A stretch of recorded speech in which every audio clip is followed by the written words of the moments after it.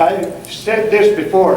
When I'm in a room this size in Winnemucca, there are bound to be people I know, and there are often people who have known me and my family for my whole life.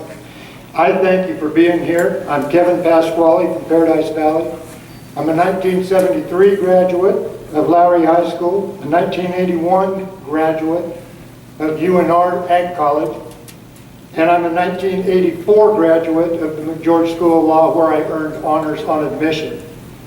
In 4 minutes, I can't give you all my experience, but I can share a few things with you. I've been a dishwasher at the Star Broiler, a cowboy. I've hauled hay, I've built saddles, I've been a ranch manager, I've built houses. I've built commercial buildings. I've worked as a carpenter's assistant, a plumber's assistant, an electrician's assistant. I've driven backhoes. I've worked on labor on road crews. I've taught school and I've run private businesses, just to name a few. I am very proud to say that I have never had a job that wouldn't hire me back. And all of that experience wasn't garnered necessarily because I wanted it or because I was looking for it. I needed it. I wasn't born with a silver spoon in my mouth. And so I've had to work for everything that I've accomplished, including getting my degrees from UNR and my law degree. There is very little difference between you and I. I am you with a law degree. And with that degree, I have amassed 30 years of experience as a trial attorney. Now that time was split about evenly between public practice and civil practice. And I've handled virtually every kind of case, and I've handled them all with distinction. In those 30 years, I've distinguished myself as a highly qualified and ethical attorney. That is my reputation. I'm a 3-time president of the Nevada District Attorneys Association. I've been a trial judge for 2 separate tribal courts. I've prosecuted cases in Lyon, Churchill, Mineral, Nye, Pershing, and Humboldt counties. I have, in private practice, practiced in every county in Nevada except Lincoln.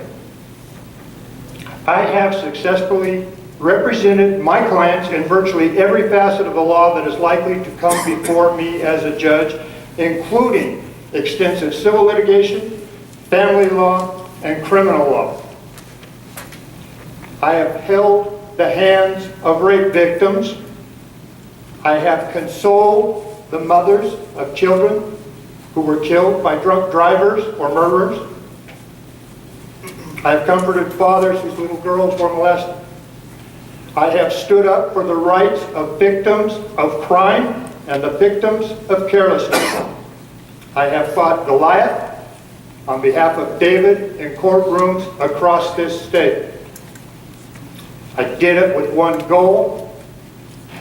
I brought justice to each of them.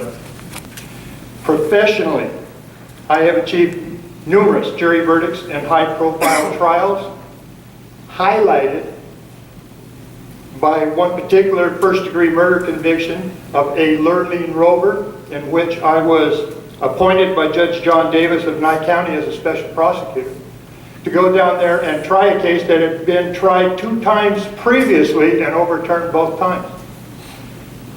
That case was a successful trial and a successful appeal. What I consider my greatest personal achievement may not be an achievement at all. I have the greatest family in the world, and I'm married to the love of my life, my wife, Lisa. Thank you.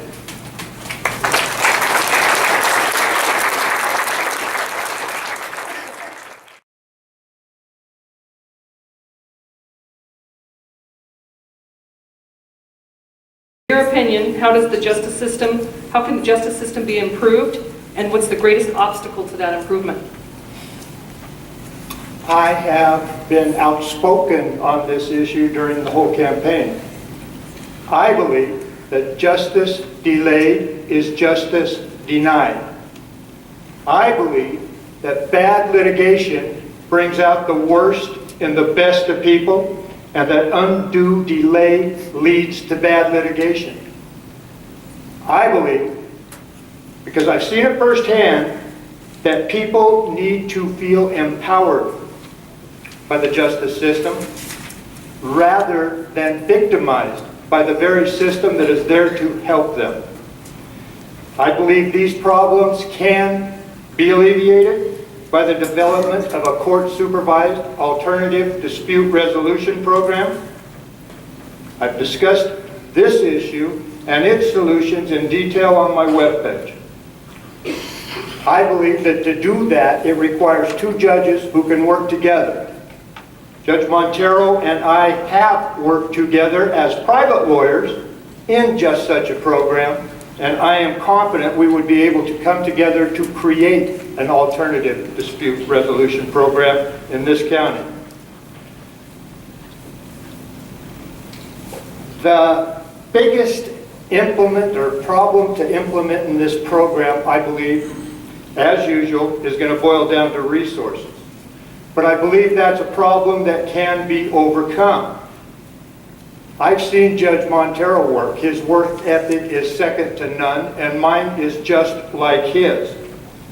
Together, we can overcome whatever resource problems might be there and develop this program that would provide equal access to justice to everyone. It would speed up the judicial process. It would lessen the expenses to the litigants, and it would resolve disputes more effectively and more efficiently. Thank you.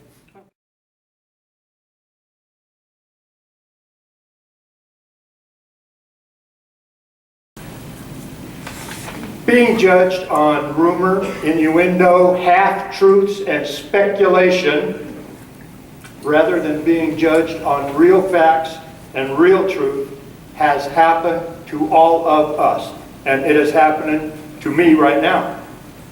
It is an unfortunate truth that many people are unable or unwilling to withhold their judgment on an issue until all facts are fully developed so that the truth can be known. I think we can all agree that would be a bad trait for a judge. A judge must have the ability to listen. He must have patience, fortitude, and courage to ensure he has real facts and real truth prior to rendering a decision.